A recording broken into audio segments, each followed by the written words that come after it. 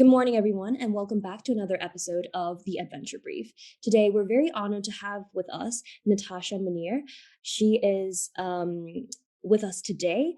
We're very excited to have you here today, Natasha. Do you mind talking a bit about yourself?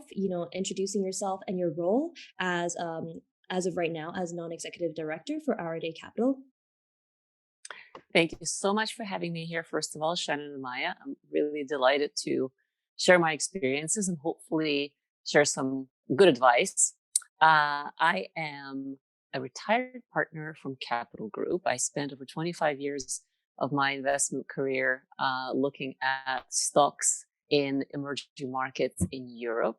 So I was an analyst and portfolio manager and then ESG director at Capital for almost 18 years. Before that, my career actually started in New York. I worked at the Blackstone Group and JP Morgan there, and I worked in Paris for almost 6 years at Credit Agricole. My husband is French, that's why I have my very French surname, Mounier. I'm originally from Russia, so my real full name is Natasha Braginsky Mounier. And when I added the Mounier to my surname, I also added a language, a culture, and a passport. So I've been, over the past 30 years, moving around between New York and London and Paris.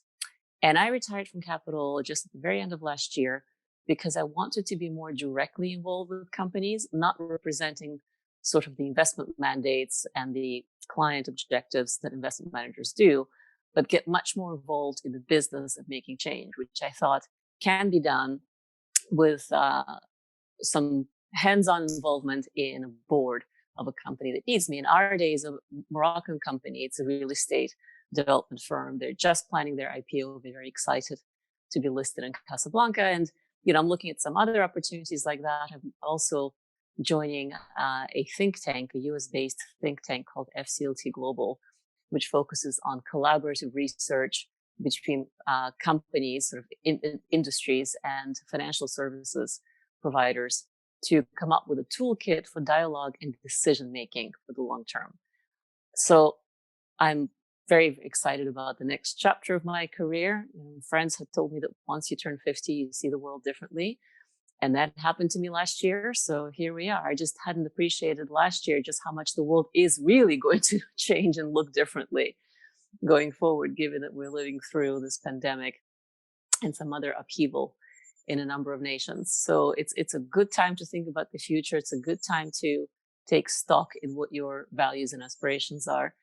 And it's a good time to be a woman thinking about getting into finance and investing. So we can talk about all those things. Yeah, and I think what you've said is completely true. As of right now, everything is changing. And I think as much as it is a very nerve-wracking time to be alive, I think it is definitely a very exciting time to live through and push through with resilience. Now, as you talked about how you are involved with a policy think tank, I would also like to, go off a little tangent about your opinion on how, the financial industry is preparing for how they prepared for the election and is preparing for the new, President Joe Biden, and how you might be changing your investment strategy because of the new, because Biden is now president. How will his policies in, corporate tax change your investment decision, your investment strategies, and also the company that you're working at? Well, we live in exciting times, as you say, and last week was probably one of those most news flow saturated moments in life we can all refer to as being a complete and utter mental overload. But I'm thrilled for the Biden Harris team to be taking leadership of the White House. Having said that, over time, it has become clear to investors that elections don't really drive long-term outcomes. Long-term policies do. And right now we're living in now the 12th year of a very accommodative monetary policy that started with the global financial crisis. And I think that most of what's happening in the market today and most of the investment decisions that we've made over the past decade reflect that new reality, which is much more powerful than actually the name of the president in the White House. The president sets the tone, and the president sets sort of the overall direction of societal objectives. which is important. But in terms of investment outcomes, there are other things that become even more dominant, as we see today with this extremely unorthodox approach to managing monetary risk. And that approach became necessary through, and I hate to overuse the word unprecedented, but the global financial crisis in 2008 was really one of those pivotal moments in the world when I think we really understood more clearly than ever before of how interconnected every financial institution globally is, and how central banks need to be coordinated in their policies, and they need to see sort of the same goals. And that matters more than, whatever the Democrats or Republicans think. So how the US continues to manage its pandemic is really important, because this has really become a huge risk area, due to the mismanagement of the previous administration. So the faster that gets under control, the faster the US will emerge from the zigzag pattern. And we see with countries in Asia and China in particular that once you get the pandemic under control, the economic fundamentals start to improve, and people are very eager to go back to work, and people are eager to consume and produce and do all the fun things that we miss doing, like going to the movies. And so I think for the Biden administration, this is going to be first priority. He's already said it will be. The second priority, and this is where the tone comes in, and it's so important, is that the US will re-engage on the climate change agenda. And I don't know if it's too late for the US to rejoin the Paris Agreement, because apparently it expired the day after elections, but surely something can be done. And frankly, the Paris Agreement is very symbolic. There are other things that the US can do to foster innovation and to push for change. And, most of the progress that has been done in the US already has very much been at the state level. So again, it's not just about who's the president, but what is done at state levels in California, and other states have taken real leadership in that. But I think that's really important. And in terms of tax and regulation, well, this is one area where Democrats have certainly been more vocal about their differences within the party, and where Biden and Harris will have to really find that center. And the center is not where the person who the loudest is. The center is where compromises are made. And we've seen through this election as well that, social support for some of the more progressive left-wing initiatives is very weak. Besides the normalization of some, low-level drug use in Oregon, frankly, a lot of the other initiatives didn't come to pass. And so I think the Democratic Party really will have to take stock again and reassess where is the center of the debate. And that will help navigate the discussions about regulation and tax. Great. Thank you so much for that. While we're on the topic of climate change and the Paris Accord, I thought it would be a good segue into the ESG investing part of it. How do you think, the US rejoining the Paris Agreement, and now with an increased focus on climate change, how do you think companies are going to react to that from an ESG point of view, and impact investing as well? Can you just delve into that a bit deeper, please? Of course, Vio, it's my favorite topic. Well, companies have already been much more progressive on this topic than the US government, particularly the multinational companies, and particularly listed companies, because their shareholders have been extremely vocal and increasingly active in this domain.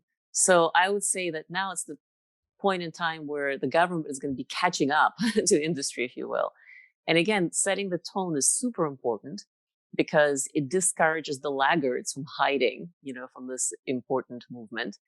And hopefully it would also make a difference on the position of the Department of Labor and the SEC about how they treat the fiduciary responsibility of investors and of companies, when it comes to climate stewardship, because they have not been particularly helpful, and they've been fairly entrenched in certain views that represent more the past than the present, and certainly don't represent the future of where the investor and sort of stakeholder activism is taking companies.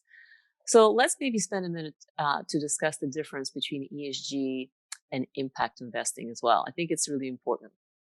ESG presents a toolkit for companies and for investors to use as they think about what sustainability presents to their company as an opportunity and a risk.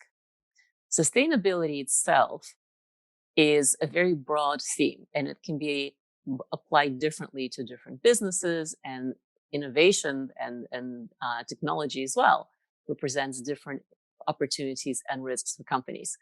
So when the UN published the Sustainable Development Goals, for 2030, that gave society and that gave companies as big participants in societal progress an opportunity to map their own progress and map their goals to the UN SDGs. So when you think about ESG, where that fits in, well, it's sort of the toolkit that helps them get there on the sustainability roadmap. Impact investing is slightly different in that it looks at specific problems that need to be solved and tries to solve them with a particular business activity, whether it's a technology or service or both. So it's a little more niche-y. I think it's a little more direct. Frankly, not every problem can be solved with impact investing because it sometimes lacks scale. Whereas ESG is a much more generic sort of sense of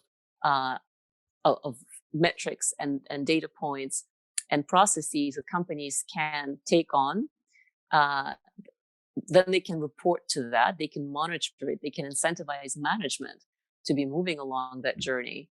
And that's really the biggest difference. Yeah, I think it's really interesting of how, the story of ESG and SRI have risen steadily over the last decades and informed various actors' investment decisions, despite its comparative infancy to traditional investment practices. And can I just stop you right there? Can I interrupt you just for 1 second? Yeah. It's probably also important to distinguish between SRI and ESG. That is true. Because SRI refers to ethical values. Mm-hmm. SRI refers to mostly negative screening, which means thinking about what you want to have in your portfolio and what you don't have in your portfolio, and excluding the companies you don't want in your portfolio because you have ethical disagreements with them. When you apply an ESG process to investing, you wouldn't necessarily exclude any company, even the ones that are not good corporate citizens, because you would use ESG as a prism for shareholder engagement. And you would use that as a prism to affect change through proxy voting, through engagement with the company, through other sorts of active ownership that has become much more common these days. So that's the biggest difference. With SRI, the tendency was to just exclude whatever cohort of companies is involved in a business or practice that you feel is unethical or you think is bad for other sort of reasons, whether they're given your institutional mission or worldview. Whereas in ESG, you would not necessarily exclude them. You would engage with them for the long-term change instead. Yeah, and I think various scholars have argued different definitions of SRI, to which I think Natasha has given a great clear definition of it. But one of the best and widely used definitions that I actually researched for prior to this is by Heringer, Farrer, and Viviers. So they said that SRI is a set of approaches which includes a particular investment selection, retention, and rejection process based on conventional financial decision criteria, along with moral and ESG considerations. So tying into what Natasha had said previously, it's SRI is a lot more ethical, and that would probably take out negatively companies that do not align with their moral values. But yes, thank you so much, Natasha, for that very comprehensive overview. Now, since we're on the topic of tax policies and Biden, it's, after such a slow election, Biden was able to beat President Trump of the Republican Party. However, as the voting stands, it's unlikely that Biden's Democratic Party will be able to secure a majority in the Senate. Now, what does this mean, right? It means gridlock. And what does gridlock mean for the economy and stocks? I think it's basically a graph with an arrow that goes up. So it's evident that from my analysis of the markets in the past, that both the S&P 500 500 and the Dow Jones index are up around 6% since the beginning of this week.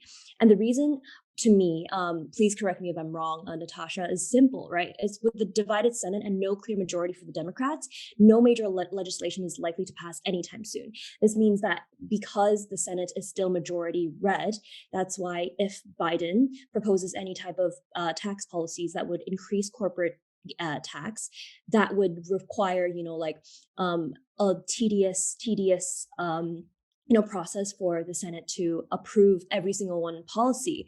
And this, as I said, this includes some of Biden's most ambitious economic policies, such as raising the corporate tax rate.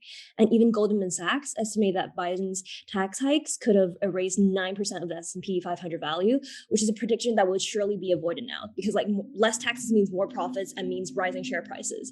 So I'm just wondering, the Democrats still have an unlikely chance to flip the Senate if they win the runoff elections in the state of Georgia. So it's something to keep an eye on, I think, in the next week, in addition to the potential social unrest that may arise in the US following the election results. So sorry, I just went on a little tangent rant because I've been kind of following the markets, and it's kind of it's such a exciting time to live through right now. But I'm just it's great. It's great you're following the markets. I think it's very hard to make short-term calls on markets, especially times like these.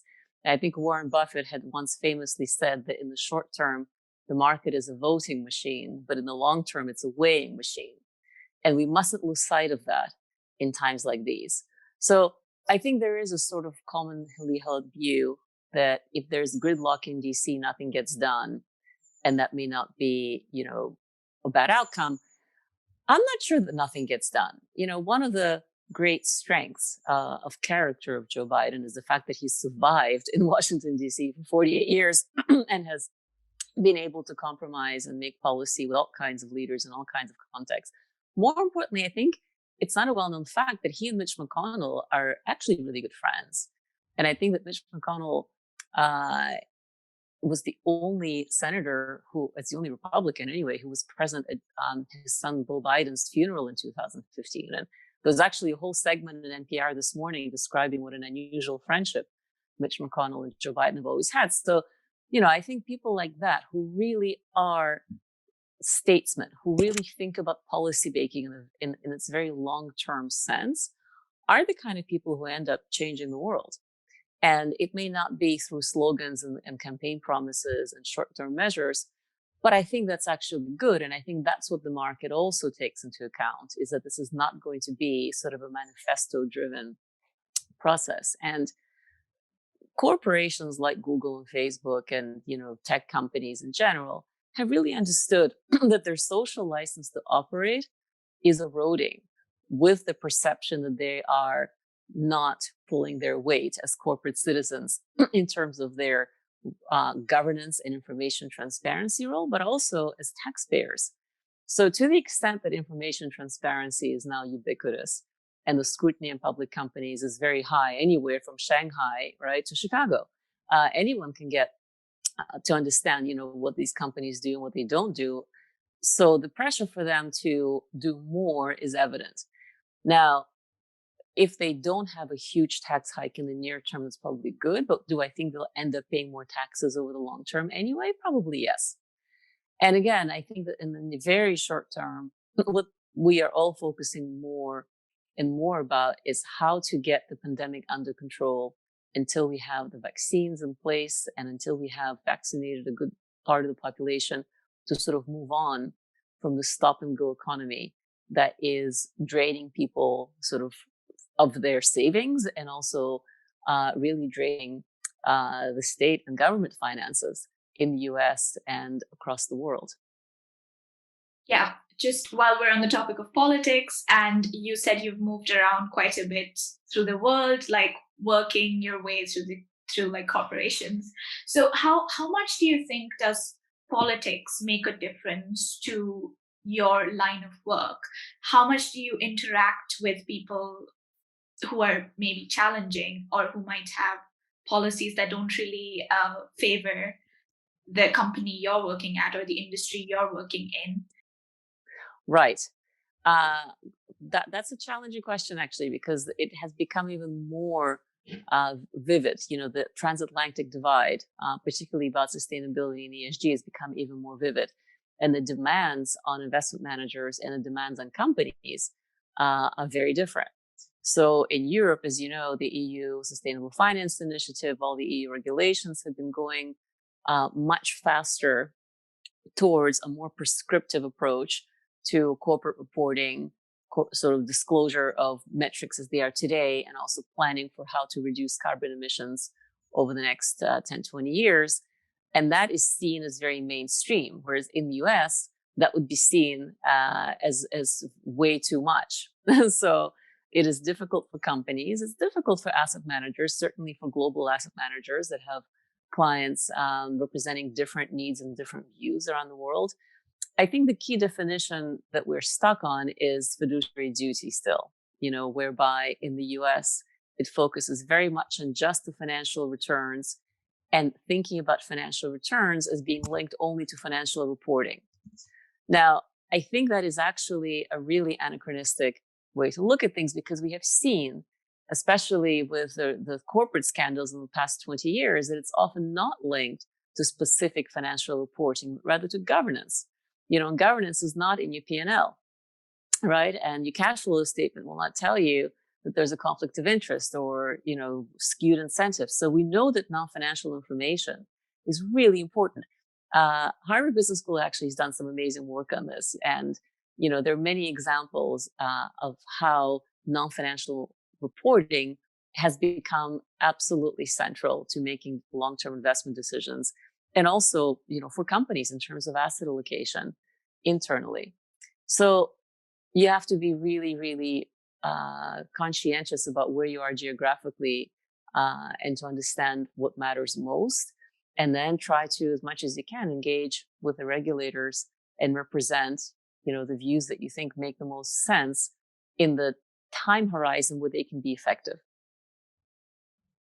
Yeah, I think that was excellent advice and excellent, guidance for anyone who is interested in looking at the market trends, especially in terms of like sustainability and in terms of like market growth that is responsible, especially with, increasingly amounts of corporations and banks have created press releases or like CEOs, for example, like the CEO of Bank of America, he does like quarterly letters for everyone, and one of his major tenets that he has basically outlined as responsible growth, right? And that means being responsible and having an active appetite for responsible growth and also like risk management, which is extremely important, I think, especially in these times. So I feel like ESG is not only a moral, ethical reflection of your company, but it's also a very important, like risk adverse strategy for companies to take.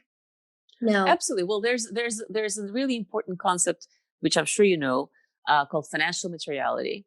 And that is how the Sustainability Accounting Standards Board, SASB, and most professional investors have embraced the idea of ESG being a really important component of company reporting, because in every industry, there is a set of non-financial metrics around environmental policies and practices, around the social and governance factors that are financially material, meaning that over a meaningful chunk of time, let's say 5 or 8 years, they could have substantial impact on financial results. And that in the absence of this information, without knowing this information, investors would be at a disadvantage. So that is how we get our heads around ESG reporting. And that's what I try to help companies understand in terms of what do you report, because there's so many different ways to think about this information, that anchoring it in what's financially material is really the key. Yeah, definitely. And I think it is a term that might be a bit, like foreign to a lot of our listeners. I actually I haven't really, like considered this term as well, but I Googled it, and it was, there's a lot of like literature on that. So if anyone is interested, there's a lot of things that Natasha has talked about that you could, like Google and just like research for more information. Now let's look back. SASB.org. Yeah.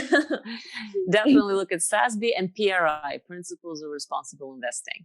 Can you spell out SASB for us, please?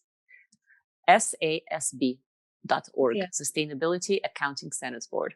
They're a San Francisco-based charity been around for about 7 years, have done incredible work in a very collaborative manner, interviewing companies, asset managers, other stakeholders to come up with these standards for reporting financially material ESG factors and metrics by industry and industry subsectors. And it's all free to use. And there are a couple of hundred of the biggest US companies who are already using it for their ESG reporting.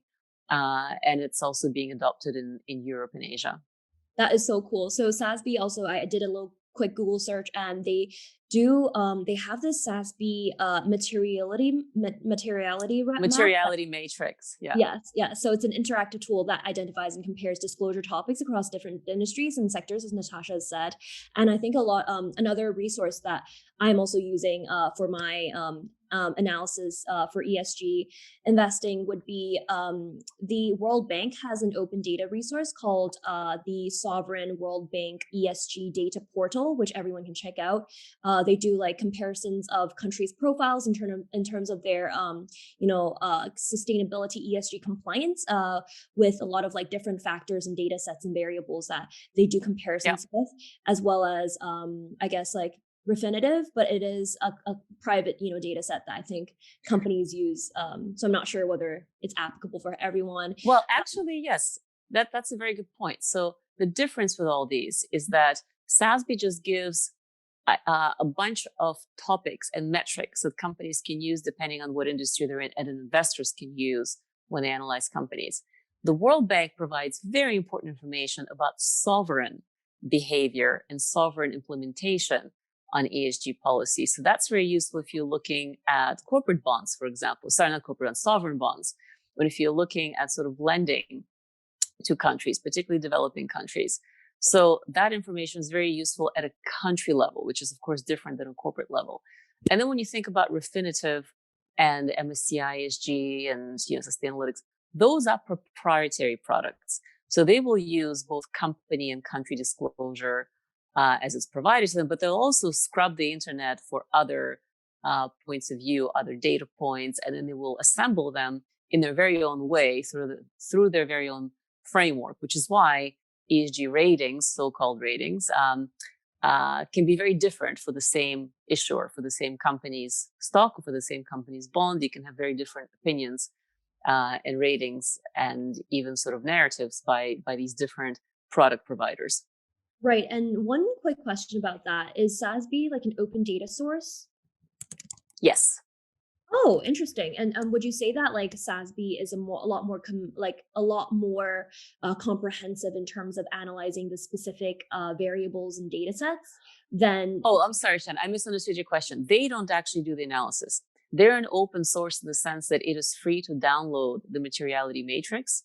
It is free to download all of the research that they've done and all the analytics that they've done around coming up with these topics and metrics and other industry research they've done. They're not a data provider. So SASB is a framework that companies and investors use. Okay, I see. So it's a framework that companies use. However, would you say it's open data? So open data in terms of like there's this kind of framework called 7 Principles of Open Data that the UK government has also like published. And essentially what open data is that data that could be freely used, reused, and redistributed by anyone. So subject only at most to the requirement to attribute and to be shareable. Would you say that it is a framework rather than open data source? Correct. It's a framework. Okay. It's open data in terms of you can have access to all of their previous research, but the corporate data is basically held by the companies. They don't fill it out, and keep it on the SASB cloud or the SASB. Right. The SASB doesn't own the data. Yeah, whereas the Open Data Bank from the ESG Sovereign ESG portal would be, they would give out data as well and analyze them for you with their graphs. Yes. Okay. Yes. And it's very very different interesting to see how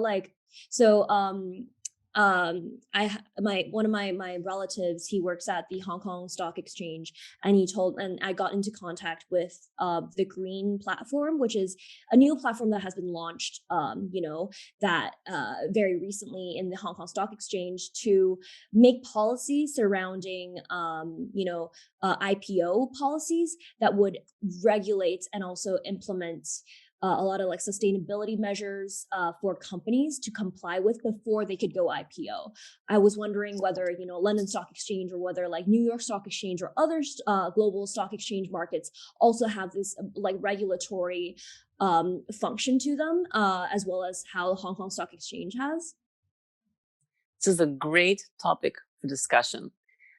I feel like a lot of the stock exchanges are trying to come up with their own solution, and sometimes even their own data providers, but there's not a whole lot of coordination, which is disappointing, but understandable, because so many of the exchanges are actually privately owned companies and listed companies. So the LSE is a listed company. They have their own commercial goals and they have their own commercial aspirations. So I guess they're not sort of incentivized to have a totally coherent and collaborative view on how to encourage sustainable finance and how to encourage reporting on sustainability. The LSE certainly encourages it, and they did a whole day worth of events with SASB. They bought an ESG data provider. They very much see themselves, moving forward in that. At the same time, it's an exchange that is home to some of the world's biggest extractive companies, some of the biggest energy companies. So it's challenging for them to figure out exactly how to redesign their purpose.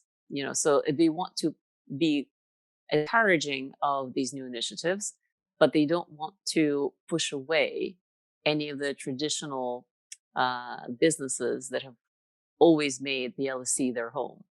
So we have some of the biggest miners like Anglo American. We have BP. We have many other companies who are actually now, being fairly progressive, and really taking active measures on reducing their climate impact and sort of broadening their reach with their social policies and improve governance.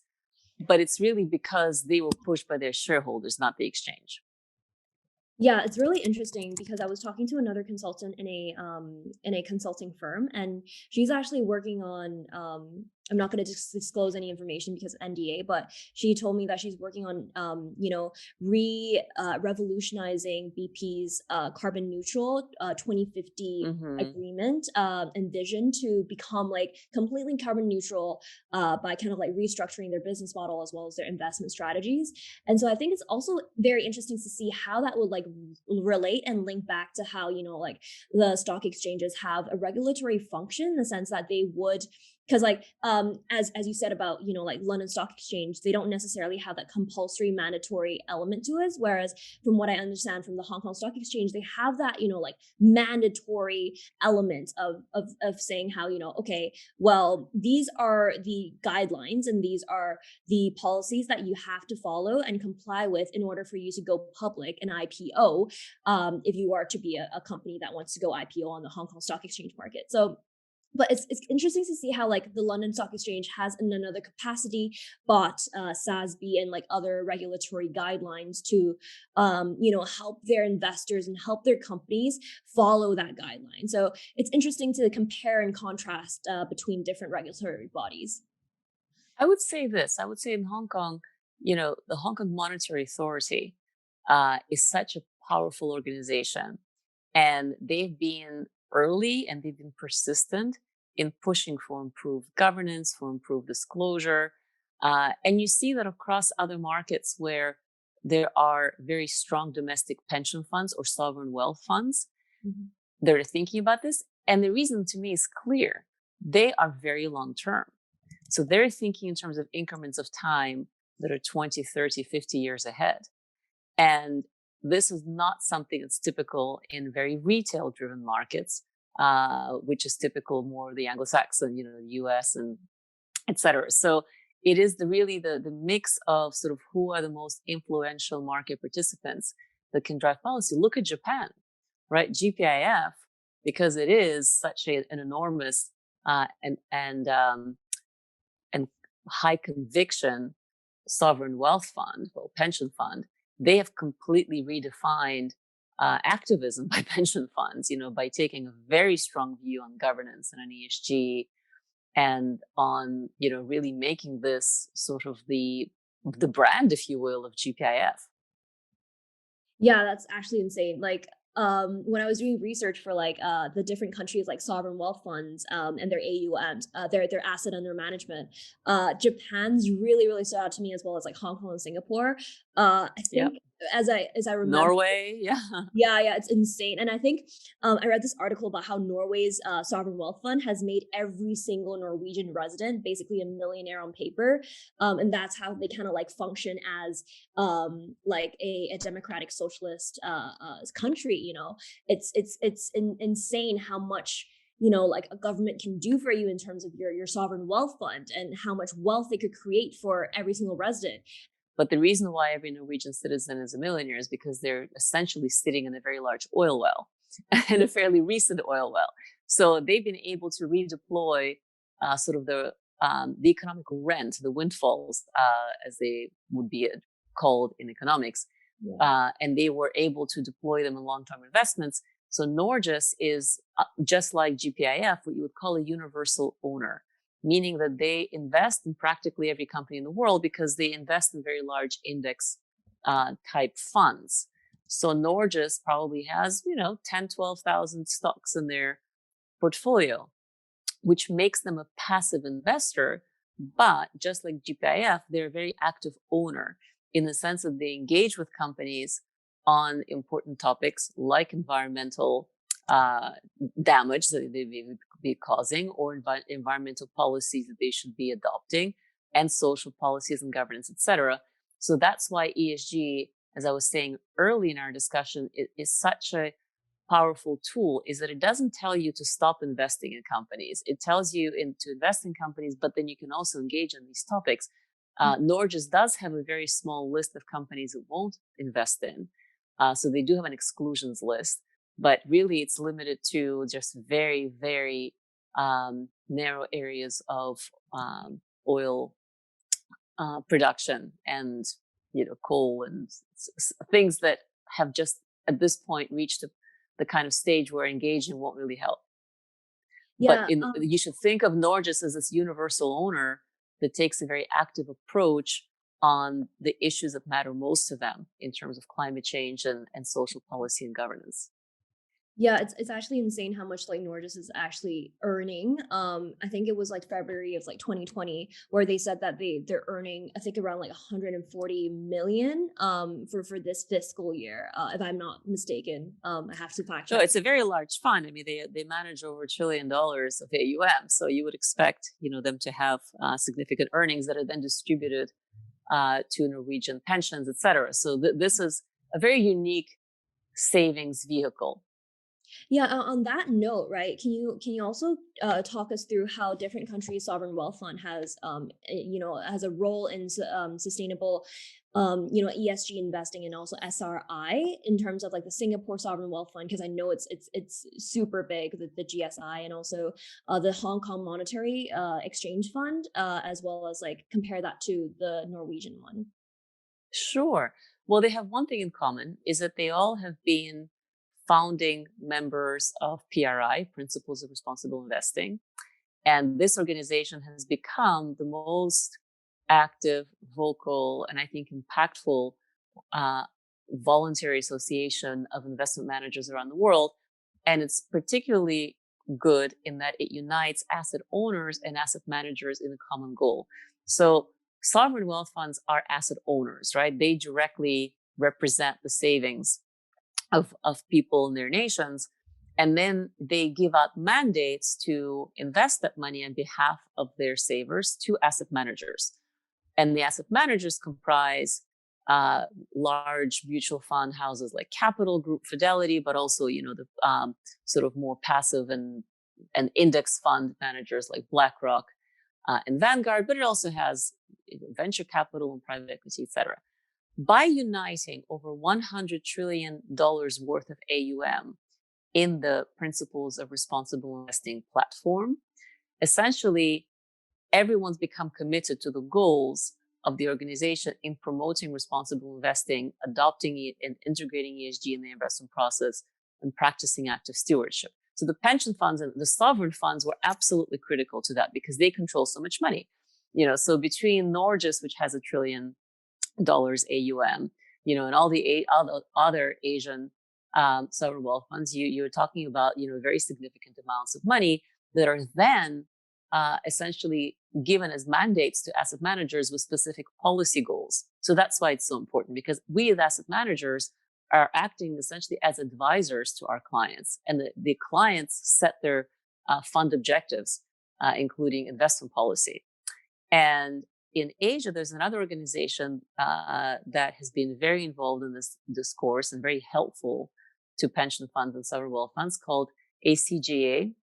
And that's more focused on, initially was more focused on governance. Now it's focusing on actually much more broadly sort of how to integrate sustainability into pension mandates, into exchanges, and how stock exchanges should integrate more of those guidelines.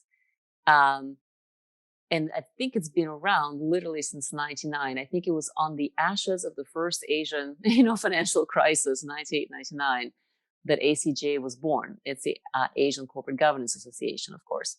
So there is a huge platform for sovereign wealth funds to speak their voice and to give their long-term vision. It's absolutely essential that they continue collaborating together and driving even more clarity into the policies they expect from their asset managers, and engaging in dialogue with companies directly through active stewardship.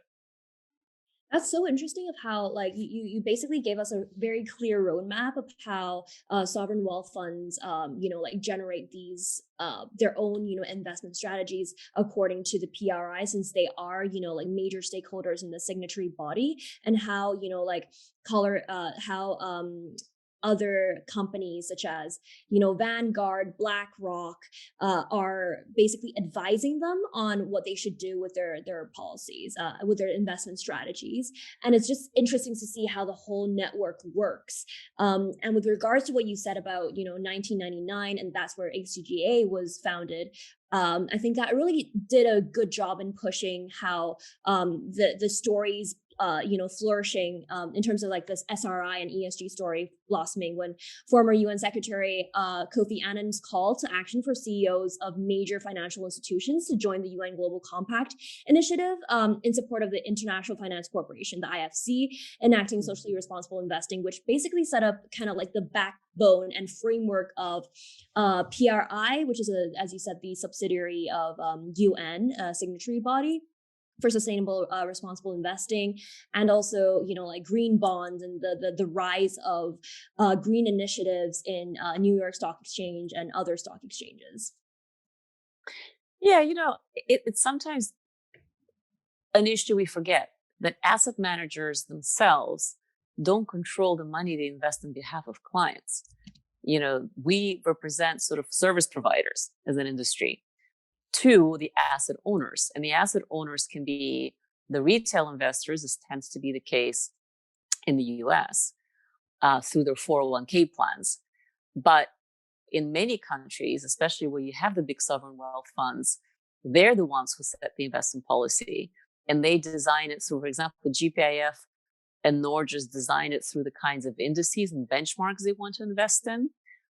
They also decide on asset allocation among private equity, listed equity, fixed income, and now increasingly on forests, right? Or on impact investing. So along with endowments, which have always had this approach also of having a number of different asset classes, this is the power in making change through asset allocation. Asset managers basically just execute based on those goals and on those directives given by the asset owners. So for the traditional mutual funds, for example, the fund objective is written into the fund brochure, right? So that is essentially what they're instructed to invest in. For pension fund mandates, whether it's a corporate pension fund or sovereign wealth, kind of a specific investment mandate, they will write a different kind of financial objective and maybe attach some ESG objectives to it. So those are things that we need to think about as we move the industry forward to more sustainable investing. Right. And so basically what I feel like I'm trying to consolidate what you're saying, right, is that as asset managers from, for example, like Vanguard and the biggest asset manager, which is BlackRock, they advise asset owners such as, these sovereign wealth funds and also probably individual owners, probably in the US under the 401k scheme to follow specific guidelines that are put out by signatory bodies like the PRI. Well, not exactly. When I say advise, I mean that they are service providers, meaning that they are paid a fee to manage money on behalf of their clients. They can provide advice, of course, but what I mean is that they don't own the funds that they manage. They invest them on behalf of clients based on the financial return expectations and based on whatever other broad fund objectives that the clients want. So, for example, if you're investing in a small cap fund in Asia, you will have fund characteristics defined as, what does it mean to be a small cap fund? Well, let's say it's going to mean that you're investing in companies less than $1 billion market cap.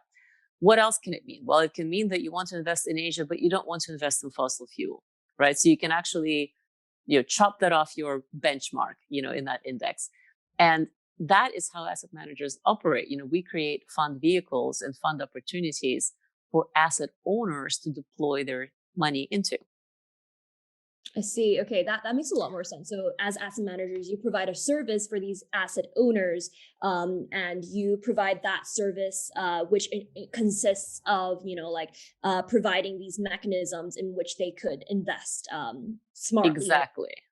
I see. Exactly. Okay. And then depending on the investment style, whether you're an active bottom-up investor or a benchmark investor with active stewardship, that will define the process of how you go about actually portfolio construction.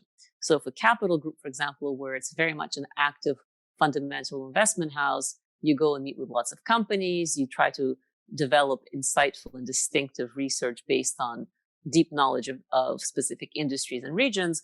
Whereas if you're a BlackRock, you're very good at constructing very specific types of benchmarks and, having a very low cost service because of the benchmarks, and not having to do all the active research. So they're different business models in terms of how the money gets invested.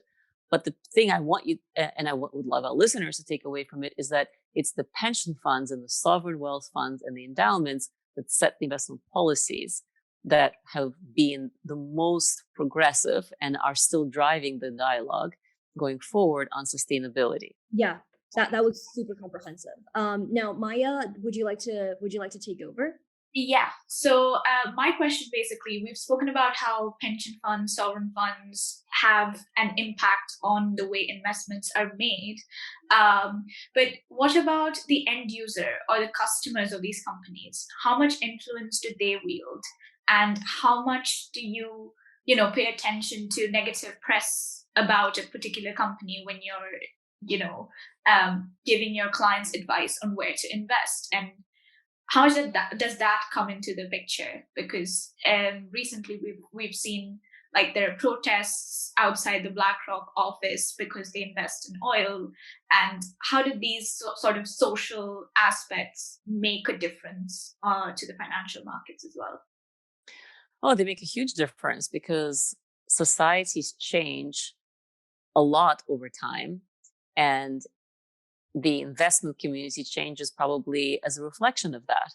But there's always going to be a little bit of a lag. And so I think we're living in that moment now when there's a lot more attention and scrutiny to things that we knew were clashing and we knew were inadequate and sometimes just plain wrong.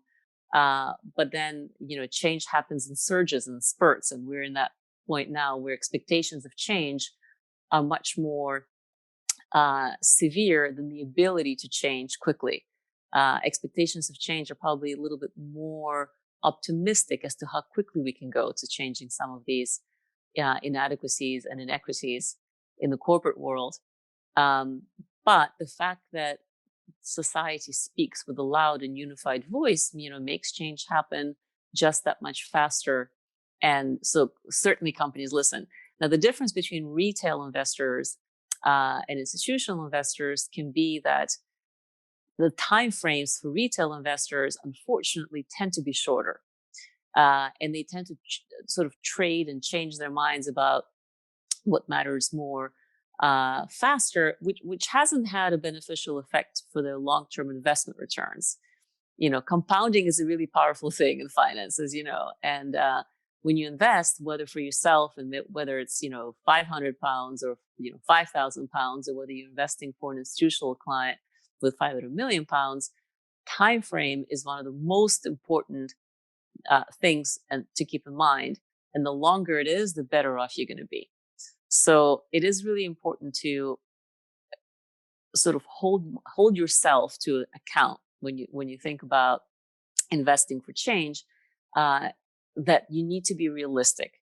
You need to be realistic that things will not change overnight. And for the energy transition in particular, this is going to be multi-decade change. We can't stop producing oil tomorrow and rely entirely on renewable energy. We're just not there yet.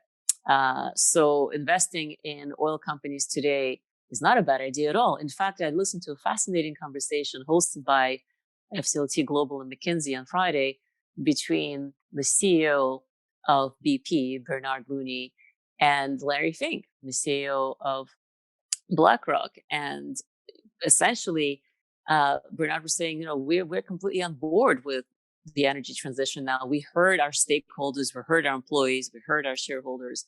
We understand where the market is going, but it's going to take us, a bunch of years to get there, and we want investors to be with us on the journey.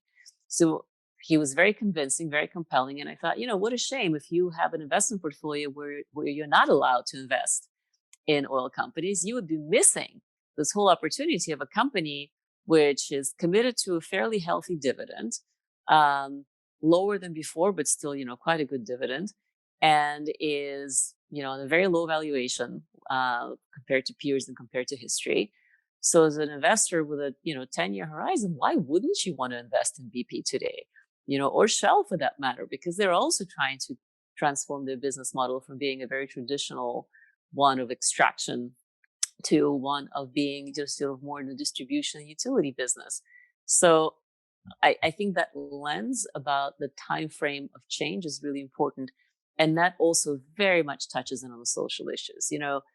Having spent now almost 30 years of my life in the financial industry, it is of course lamentable that there's not more women. It is lamentable that there's not more diversity of ethnicities and color, obviously. But I've also been involved for the past almost 15 years very actively in recruiting and mentoring. And it's hard to get people into the industry. So one of the things that I very much hope will change is that there are more people that give it a try and that go in. There's a wonderful charity called GAIN, Girls Are Investors, that it's trying to create a much bigger pipeline of enthusiastic student women who want to go into finance, and we coach them and mentor them in terms of interviews and stock pitching and things. And we're also involved in a new initiative on 100 Black interns and hope to make it into 1,000 Black interns. But in the time that I've been involved in recruiting, it's just really hard to mobilize enough interest also in the industry. So it's changing much more slowly than we'd like it to be. Yeah. Just on that note, with GAIN and your work with getting more women into the industry, how much do you think the culture of specific organizations makes a difference? Which it does. So why do you think? What is the main reason that people actually don't want to go into these industries? Or is it because there's just inertia because this is how it's always been and people are scared to break into the industry? Can we do anything better at the school level so they know that these arenas, this career is open to them? What do you think would help from a corporate perspective? What could companies be doing now to get more women into finance? Gosh, I feel like it's all of the above, Maya. We have to do all of the above, in spades. I'll tell you what I was thinking 30 years ago, in terms of being in your shoes and finishing university and thinking about my career. Um, I wanted to be in the place where change is happening. And when I was finishing university, the Berlin Wall had just come down. The Soviet Union was sort of about to collapse. It was clear that Eastern Europe was going to go through tremendous change. And I love the idea that I can be involved in something which is new and a little bit amorphous, where the rules are not completely set in place, so that I can grow with it. And that's why finance appealed to me, because I was actually, like Shannon, studying international relations and, so international economics with a much more of an analytical sort of macro mindset than having the specific knowledge of accounting or finance. And I was certainly not a math geek. And so I was not a natural fit for being an analyst at the Blackstone Group in 1991. I can assure you of that. And so I felt very much like I'm taking a big risk. And I thought, well, why shouldn't I be taking a big risk? I'm 21, and that's the time to do it. I think one of the things I found most challenging in my early years is that there were simply no role models for me to look up to. There were just very few women in the industry. At Blackstone, there were no senior women at that point at all.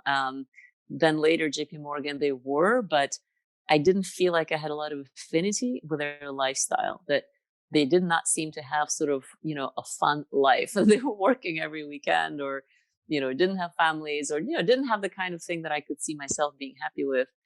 And that was really something that pushed me away from investment banking. So after I had my MBA, and I really do think that MBA is super important for women who are interested in business, not just finance, I discovered investment management thanks to being cold called at a case by an amazing professor. And Harvard attracts a lot of good firms for recruiting. So does Edinburgh. So do most universities these days. And so I started really doing a lot more soul searching and research about the industry, to start something again that's pursuing, and again, take the risk. So you've got to be a risk taker, number one. And I think we need to teach women that it's okay to take risks, that it's okay to do something you're not sure you're going to be good at. It's okay to ask for help if you feel like you're struggling. And it's okay to own sort of 5-year chunks of your life as being an experimental project, because you are in that age in your life that's absolutely something you should do, not recklessly. Right. So I knew I couldn't be a ballerina, so I shouldn't be trying to do that for 5 years. But certainly trying something in finance or especially investing, is something that is worth your time. And you should research the firms, understand their governance structure, their ownership structure, to better understand how it informs their culture, better understand what kind of a career track you could have there. And then just really prepare for the interviews. Think about examples, think about what kind of a particular capability you will bring to them, what kind of experience you want to get from them.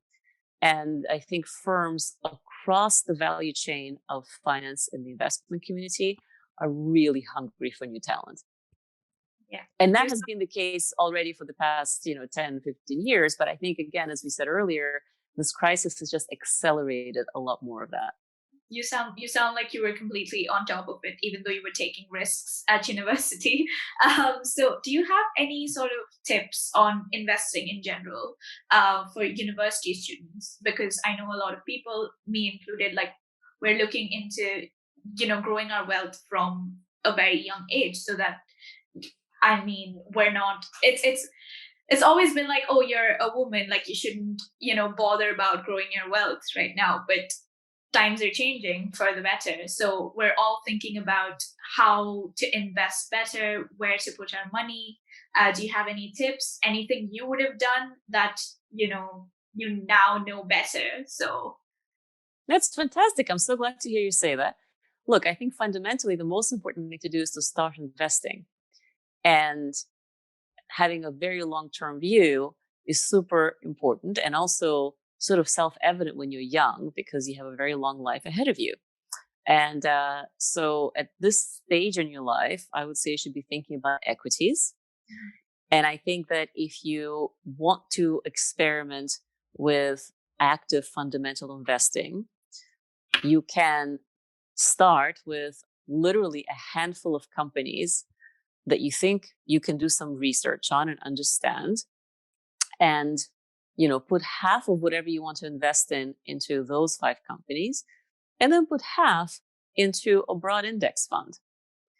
Because a broad index fund, whether it's European or UK or something else, it'll give you a lot of exposure over time. For example, the FTSE is actually a really good index because it has so many global companies in it. So you get exposure to most of the world anyway, but it'll give you really good training mentally. And also, I think it's more rewarding emotionally and intellectually if you do some work on a handful of companies that you think are going to be winners over the long term, that are doing the right thing, that are led by the kind of people that you admire and respect, and that have a reasonable valuation. So, let's not all pile into Tesla, but have something a little more original. But there's some great UK brands. There's some great European companies that you probably know a little about and could know a lot more about. Look at Caring, for example, right? Look at LVMH. They've been through a tough time with the pandemic. What do you think they'll do over the next 20 years? Things like that. So there's both a lot of sort of intellectual satisfaction and skills training that you can develop by having a small investment portfolio. And I think it's reasonable to also take advantage of these very low cost ETFs and benchmark funds, and just don't tweak them. That's my final advice. Just sit on it. Everyone is trying to get cop in on Tesla, and recently, if anyone is kind of like noticing the trend right now, there's a new stock, that's a new company that's called NIO, which is kind of like the equivalent of Tesla, but the Chinese version of it, and they're really like trying to get on their ball, and they have like really increased by folds in the recent weeks because they're kind of like, oh, the new Tesla, and like obviously the Chinese government is kind of like cashing in on this as well. But I think I feel like if as Natasha said, if you are trying to look into investments, you should definitely like look at investments that really resonate with you, like in terms of your values, and also really look into it in terms of their ESG criteria, and not just really like follow trends, and not advising anyone to like not or to invest in NIO. But I feel like that's very sound advice that Natasha just gave. Well, let me give you my little acronym that I share with folks that I coach for doing a stock pitch. This is an acronym for a framework of how I think you should select stocks for stock pitch or for your portfolio. And it's called ALPHA, ALPHA. So ALPHA is analyzable. Analyzable meaning that it should be a stock that's been around long enough so you can analyze it, which means that no, you should not be picking the most recent IPO, because it's very hard to analyze a stock that has no trading history. So I think A, analyzable. L is that it has to be long-term. It has to be a business model that you think can survive in the long term. And in order to assess that, I suggest that you think about companies that have been around for a little bit, so companies that have been around for, let's say, a market cycle. And this has been a very tricky market cycle, right? Because it's already been sort of 12 years since the global financial crisis. So that means you need to be thinking about companies that have existed before the financial crisis and, they're still around and thriving today. The P in the ALPHA is for people. You need to understand, who leads the company, who owns the company, who makes the hard decisions, and what their incentives are. The H is that there must be something hard about valuing the company or understanding the business, because otherwise everybody would be, buying the stock and it would be sort of really easy. So for example, if it's a real estate company or if it's a bank, you use different valuation multiples, and you have to think about how the company is valued from not just a traditional perspective, like a P multiple, right? So have a little think about how the business model is expressed through their valuation. And A is that it, again, on ALPHA, the last letter is A, it has to be actionable, meaning that don't pick a stock that trades by appointment. It has to have enough liquidity. It has to have enough of a market presence so that there's like a daily price and you can trade in and out. So that's my little alpha pitch for you as you think about stock picking for pitching and for your portfolios. Yeah, that would be great for our listeners to kind of like refer to, and as a model, other than like the generic Porter's five forces analysis and also the SWOT analysis. This alpha analysis could be very useful for everyone.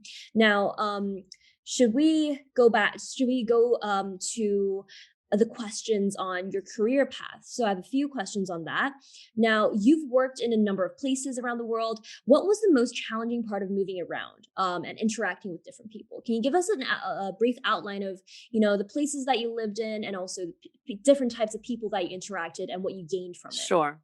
Yeah, that's a really important area to cover when you think about your career path in general.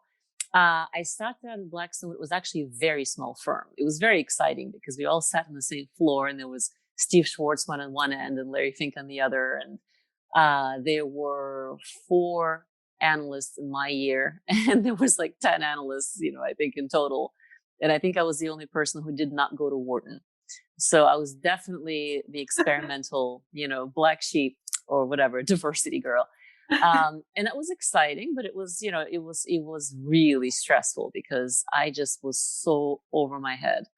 And I just sometimes sat there and didn't understand a thing that had just been said to me in terms of, Excel or in terms of forecasting or, accounting. So they actually got us a business school professor from Wharton to give a little boot camp, and I had a little extra training with him. So it was really important for me at that point just to say, okay, here I am drowning, and I need a little help. And in a small firm, although it takes guts to be able to say that, it's easy to get help. Then I went to JP Morgan, where there's a very structured analyst rotation and training program. And in my year, gosh, there must have been 100 of us. So it was a lot more social. It was a lot more sort of fun. But you can get lost, you can get lost in the sea of just sort of activity and events and office ambiance. I really enjoyed it, and I really loved the culture at JP Morgan because people had very different paths to success. They didn't all go to Wharton. They didn't all get MBAs. There were, as I said, some women who were fairly senior decision makers.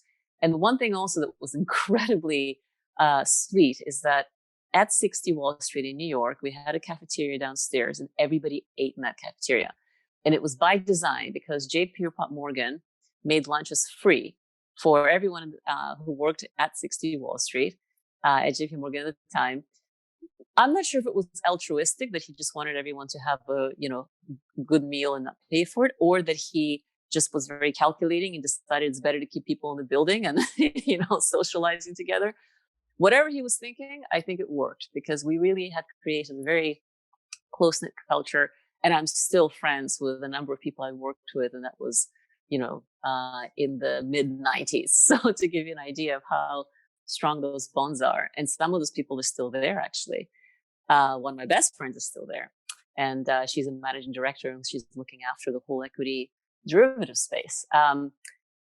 The biggest challenge for me was actually not going into a career switch and starting at Capital Group after my MBA. That was actually really wonderful and smooth because it's such a decentralized company with so many special people in each office and a lot of camaraderie among the analysts and portfolio managers, and a lot of diversity naturally by design. So that was actually a really smooth, wonderful transition. What was more scary is that I then ended up moving to Paris with my husband and starting to work in a French investment firm. And I hardly spoke French, which everyone said was going to be okay because everyone said that, well, we speak English, but it's completely different. When you arrive as a foreigner and you're thrown in to a completely different cultural and linguistic environment, everything that you did seems foreign. Even if you know how to do it, it just still seems really alien. So I definitely had underestimated the importance of learning French before taking the job. And, I recently saw that really funny Netflix series, Emily in Paris. I mean, of course, so much of it is super cliche, but I saw a little bit of, flashbacks to my former, life in Paris. Of course, it was 20 years ago, but, it was really, really a tough one. And it was definitely worth sticking out and learning what I need to learn and keep my head down and get the grammar right and understand the importance of their cultural rituals. But it was an uphill challenge, and I love living in Paris. I absolutely loved what we were doing as a team, but it just took every ounce of my personal enthusiasm and resilience to make it work. And I had 2 kids in the meantime, so it was even more of a challenge because my sons were born during that time. And then we came back to London in 2006, and I rejoined Capital Group. And by that time, the company had grown a lot for all good reasons. The business was going great. But when you haven't been around for 5-6 years and you go back, it's actually like starting a new job. It was unexpectedly difficult, unexpectedly sort of humbling also to just realize you have to start from scratch, even if you are already someone. And I had to have new initials. We all go by initials. But in the time that I was not there, my initials were taken by somebody else. So I had to have new initials and relearn all the acronyms. Anyway, so that's sort of in a nutshell how I compare these experiences. You have to think about as a person and as an individual that needs different conditions for thriving, what really makes you get out of bed in the morning, whether it's working with a small team, in a small office, or a big building with a lot of commotion, a lot of activity. Of course, now it all seems so abstract, given that everyone's working from home and I'm sitting here in my bedroom. But just in terms of the number of people you interact with and the number of different touch points you have, that really matters a lot. Yeah, I think what really is very interesting to me is your background and how international it is, right? So you are originally from Russia and your primary education was in Kiev, which was then the USSR, right? And then your family immigrated to America, and then where you attended state school and became a citizen in like 1986. I'm basically looking at your profile from the Yeah. Diversity Project as an ambassador, as a mentor, sorry. And then you became a student at Georgetown University in the School of Foreign Service, which then was when like the Berlin Wall fell down, as you said, and then this is how you became drawn to like transition economics, to which you then like worked in Wall Street to understand the dynamics of like capital markets, and then you got your MBA at Harvard Business School, to then joining Capital Group and becoming a professional investing in emerging markets. And it's also really interesting how like you have two boys right now, two like sons who then is a part of this kind of like multicultural background to which they could like speak 3 languages. I just find it extremely extremely impressive and also extremely interesting how your background also ties into how you have contributed to the financial markets and the financial industry. You gave us an insight of how each work experience you had in different companies and the differences in each role and relevant sectors. I was just wondering a bit more about how your involvement in Blackstone was, because to my understanding, you were one of the very first analysts in Blackstone, with the current CEO of Blackstone right now. So you worked with him extensively. Is that correct? No. The firm had started a few years before I joined. In my year, there were 4 new analysts, so 4 graduates coming out from college, and there were already, I think, 6 or 7 analysts who had been there.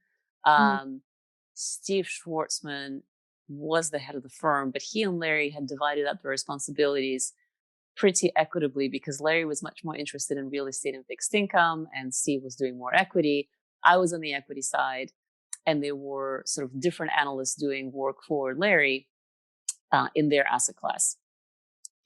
Yeah. And, okay. in terms of what you said about my background being so diverse and international, etc., honestly, I don't think it's that uncommon anymore. If you look around the people you're studying with in Edinburgh, if you look around my friends and neighbors and colleagues in London, I think this is a wonderful example of how being a citizen of the world has become very mainstream. And although we're no longer calling ourselves global nomads because we can't go anywhere, in terms of our life philosophy and affinity for change.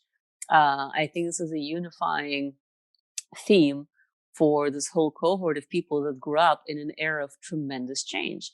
It was spectacular to see the Berlin Wall fall down, because I remember a few years before that, we were marching against proliferation of nuclear weapons. Our existential threat then was not climate change, it was nuclear war. And it was really vivid, and we were really scared of it. And, to see that basically sort of go away permanently was really, really exciting and powerful as a symbol of how much can really go right in the world. Yeah, it's very interesting how like you basically went, because of your extensive experience and time within the financial industry, you basically like witnessed all the major changes from like the fall of the Berlin Wall to, like the nuclear weapons, like threat, and that tit for tat policy that was inducted, and then now to like before to like the Asian financial crisis, to even the '08 GFC, to now coronavirus, that is such a wide range of like expertise that you've witnessed and also like worked in.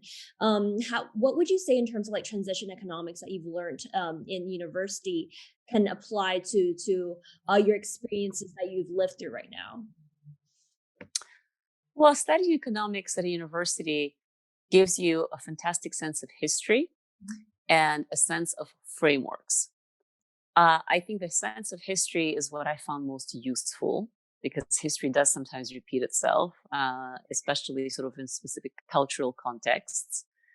So, for example, in Russia, that has meant going away from central planning in the Soviet model, experimenting with a very free market model, but then ultimately ending up still in a place where the state has a very, very large role in terms of capital allocation, and governance. And there is free enterprise, but, it's not as much as you would have thought. But, thinking about the history of Russia, it actually makes sense why that would be the case.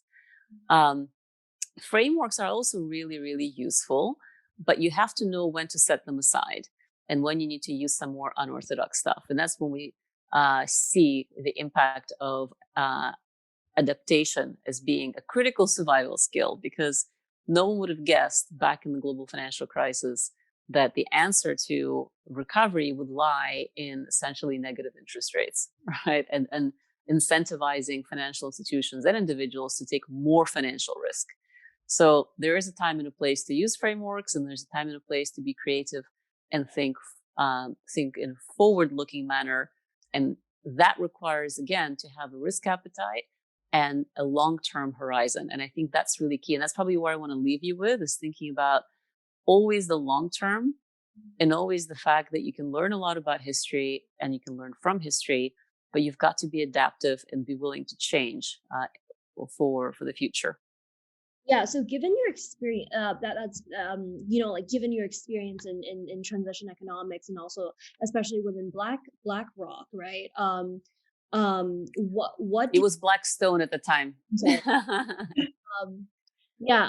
So I know that it like champions itself to be super, very, very like ESG centric, with like sustainability at its forefront. And it's super innovative with its technologies as well.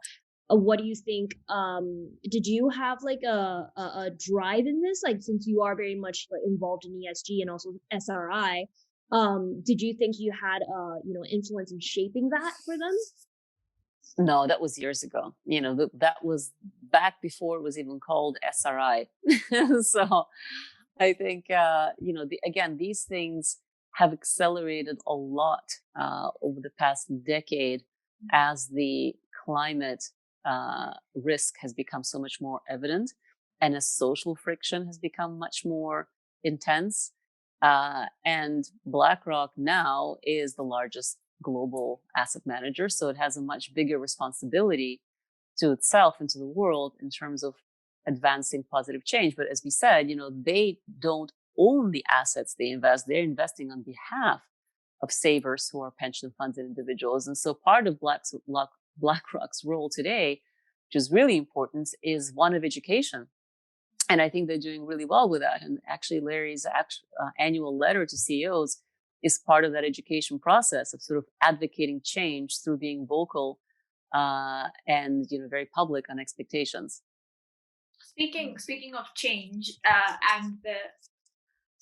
speaking of change in the whole sort of coronavirus pandemic, I thought we could just like wrap up with just seeing where the industry is going and how everyone's sort of adapting to working from home. Although this was, already in play in a lot of firms, and how this has just become more mainstream now. If we could just, wrap up with that, and then that'd be great. Sure.